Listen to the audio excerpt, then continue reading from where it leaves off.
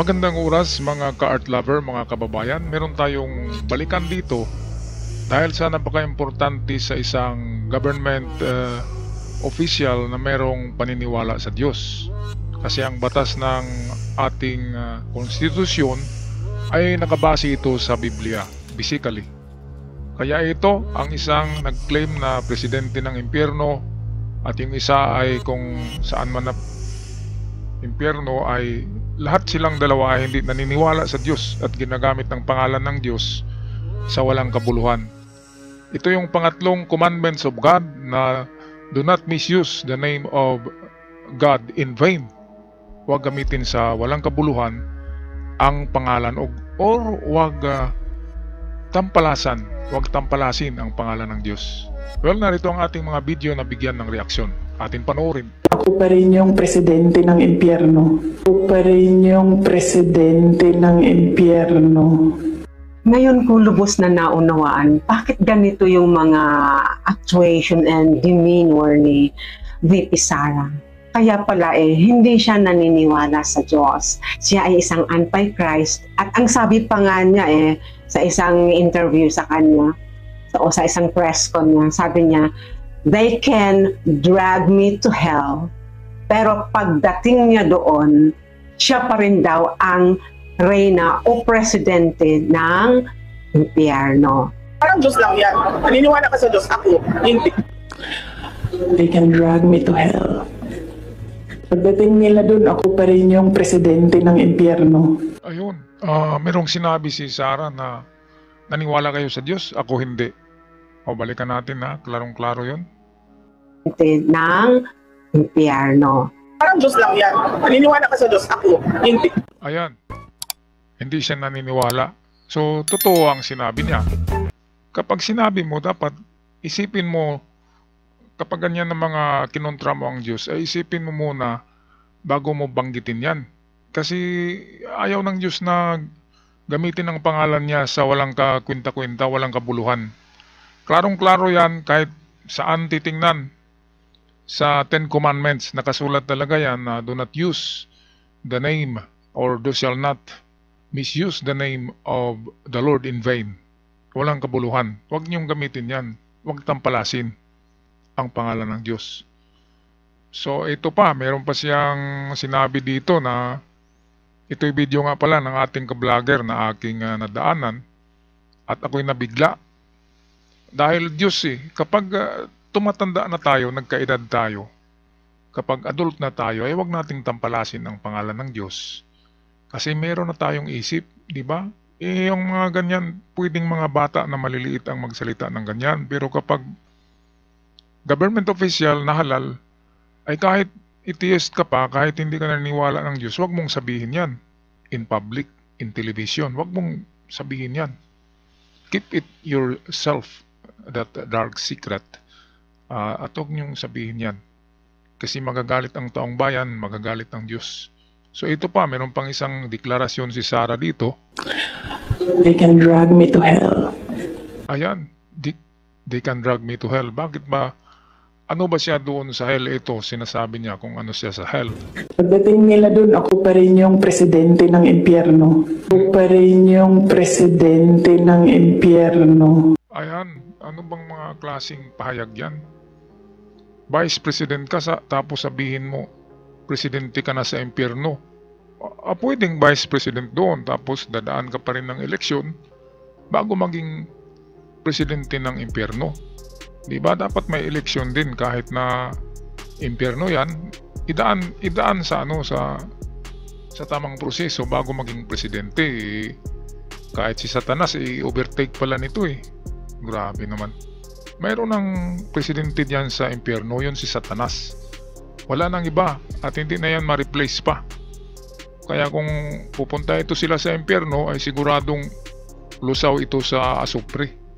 Kasi ayaw ni Satanas na masapawan Merong naghahari diyan sa impyerno, yun yung may sungay at may buntot. At wala nang iba. Wala nang iba. Pwedeng kampon, di ba? Pwedeng gawing kampon, right hand, left hand. Kampon ni Taning, pwede. Pero yung sapawan si Taning, sa palagay ko, magagalit din si Taning dyan pupunta ka sa langit, tinampalasan na yung pangalan ng Diyos, galit na rin ang Diyos. So saan ka pa pupunta? Purgatorio. Okay, purgatorio para doon sasalain ng mga kasalanan sa purgatorio, pwede. Okay, meron pa tayong pakinggan dito ng mga pahayag ng nakakabigla eh. Ako'y Katoliko pero hindi ako sumisimba, mga kababayan. Pero nagdasal ako. Kinakausap ko ang Diyos mag-isa sa mga lugar na walang tao, tahimik na mga lugar. Nanghihingi ako ng tulong sa Diyos.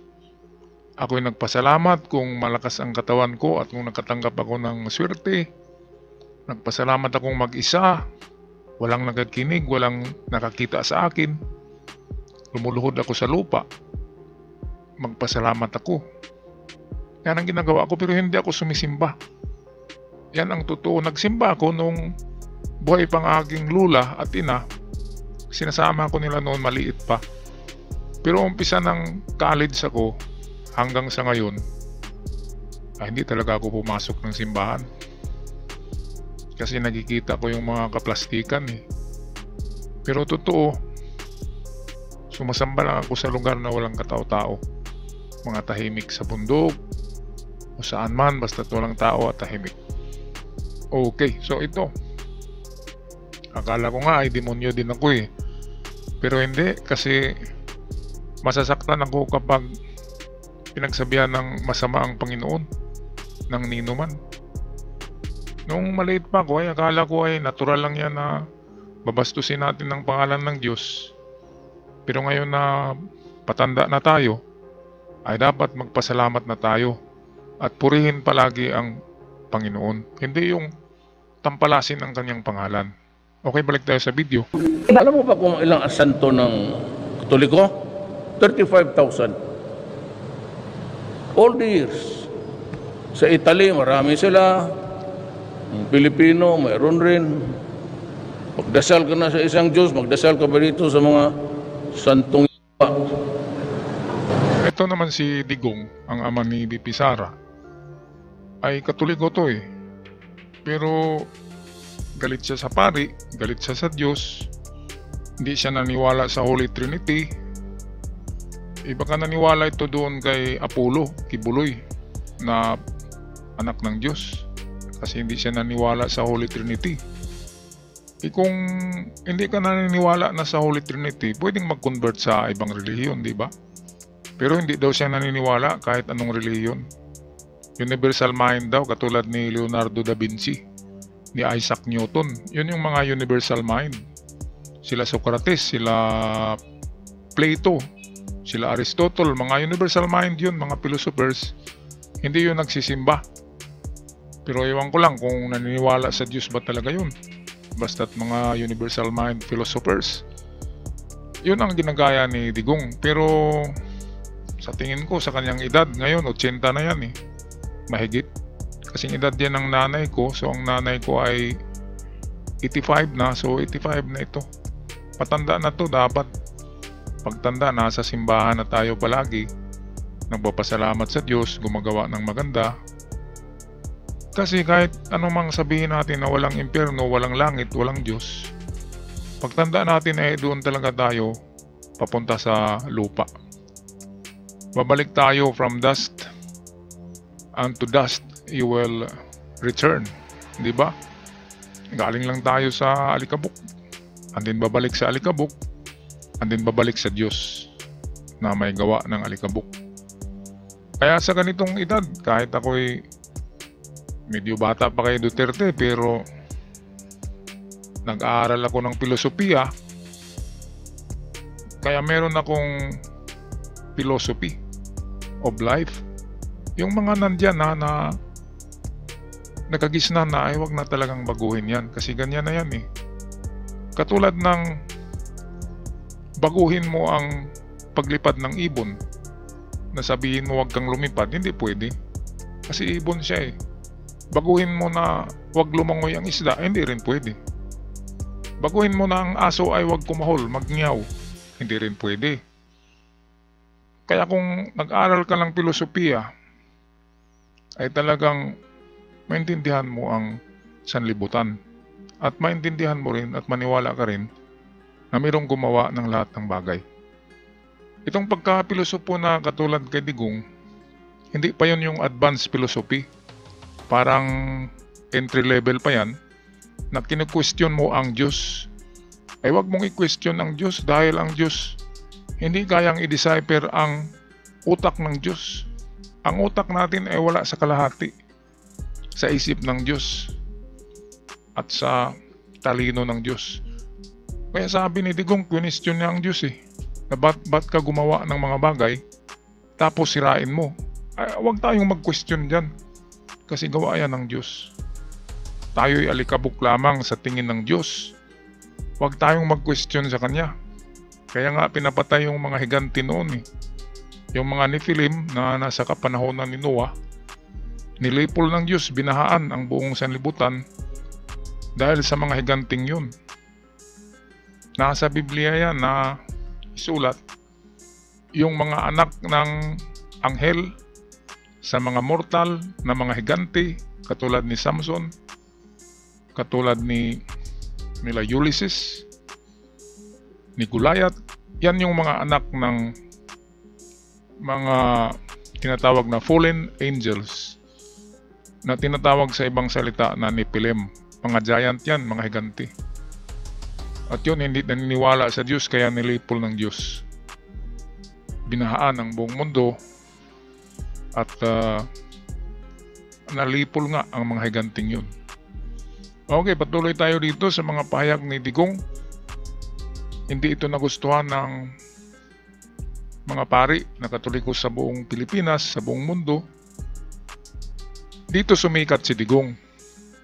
Kasi karamihan ng mga Pilipino ay mga bad boy ang pag-iisip Kung sino ang bad boy, yun ang gusto.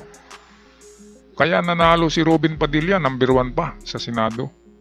Dahil bad boy Hindi tayo nag-isip kung ano bang gagawin niyan sa Senado. Ang Senado is lawmaking body. Gumagawa ng batas. Kaya pinagtawanan si Robin dyan Hindi nga marunong mag-English. Walang batas na nagawa. Ang tagal-tagal na sa Senado. Si Robin, sabi ng iba, ay pwede sa purok chairman. Pwede sa barangay chairman. Hindi pwede sa mayor. Hanggang barangay chairman lang siya, iske chairman, pwede.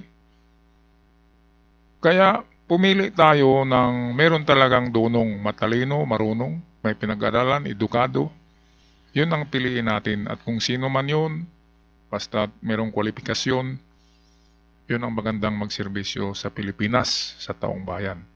Okay, kaya sumikat nga si Digong dahil sa itong mga salitang kalye niya, masakit pakinggan, pero sa mga standby, marami kasi sa atin ang yung nasa level siya na sabihin natin na ang masa ay marami talaga. At ang masa ay na nalilin lang, nakukuha ng mga bad boy, kumikiling sa mga medyo mga tigasin, yung mga ganyan na ugali. Kaya ito, Digong, binoto ng masang Pilipino.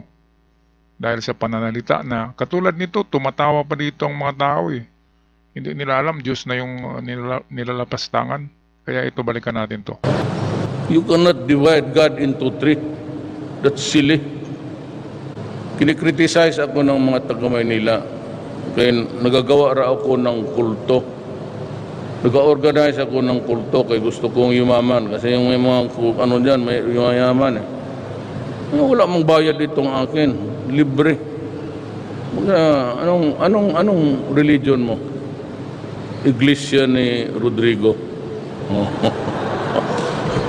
Tumatawa pa yung mga gunggong Katulad nung yan, ginamit mo na ang pangalan ng Diyos dyan sa iglesia ni Rodrigo. Walang kabuluhan yan Ginamit mo sa walang kabuluhan ang pangalan ng Diyos, ang Diyos mismo. Kasalanan na yan sa commandments of God, number 3. Pangatlo yan. Ito yung mga gunggong tumatawa din. Dapat apirmado sila mga satanista din pala to Kasi Apirmado nila, sinasabi ni Duterte na walang Holy Trinity, walang Diyos. Naku, ang dami palang kampo ng ano. Huwag kayong umaffirm kung anong sasabihin na masama tungkol sa Diyos. Manahimik lang kayo at kontrahin nyo. Yan, magagalit ang Diyos dyan. Ganyan ang dami tumatawa. Di maganda.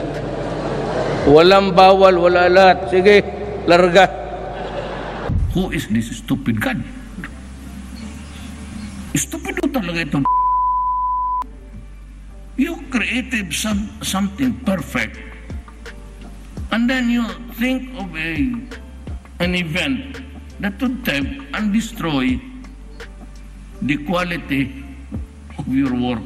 Ito yung sinabi ko kanina, yung panahon ni Noah, the Ark of Noah, the Great Flood, na ginawa ng Diyos ang sanlibutan, pati na yung pamilya ni Noah, pero nilipol niya muli. Kasi meron siyang nakita doon na impurities yung mga misfit, yung hindi tama. Yung kanyang ginawa ay mga nagkamali. Hindi pa yun perfect. Yung una, akala ng Diyos na perfecto na, pero nang makita niya na nagkagulo, yung mga higante kinakain ng mga tao, kaya binahaan niya ang sanlibutan. Pero hindi natin kaya abutin kung ano ang iniisip ng Diyos, kasi ang ating utak ay hindi sa katulad ng sa Diyos. Kaya wag natin questionin kung ano man ang gagawin ng Diyos, ayan ay gagawin niya. Wag niyong questionin, wag natin questionin. Dito talagang nilapastangan ni Duterte. Sinabi niya, sino itong estupidong Diyos? Ay naku. Kaya nakita nyo ngayon kung ano na ang itsura nito, di ba? Biglang naging hindi na makapaglakad mag-isa Naghahawak na ng tungkod, mayroon ng umalalay. Yan yung tinatawag na laygay. Merong mga karma pero hindi pa dumating. Ang magandang karma yung mabilis, yung matapos ka agad. Pero merong karma na tinatawag na laygay, matagal yan. At magtiis ka ng matagal. Ito lang masabi ko kay Digong. Noon bilib ako kay Digong sa kanyang tinatawag na iron fist. Inang malaman ko na mayroon na palang mga bata na nadamay sa mga tukang-tukang na yan, ay medyo nagkambyo na ako. Hanggang sa marami na akong narinig na hindi na maganda. Meron pa namang chance magbago ang tao, di ba? Sa mata ng Diyos. Magbago tayo, at kapag nakita yan ng Diyos, patawarin naman tayo. Tama na siguro yung nagiging presidente ka. Nagiging presidente, okay na yan. Huwag nang dagdagan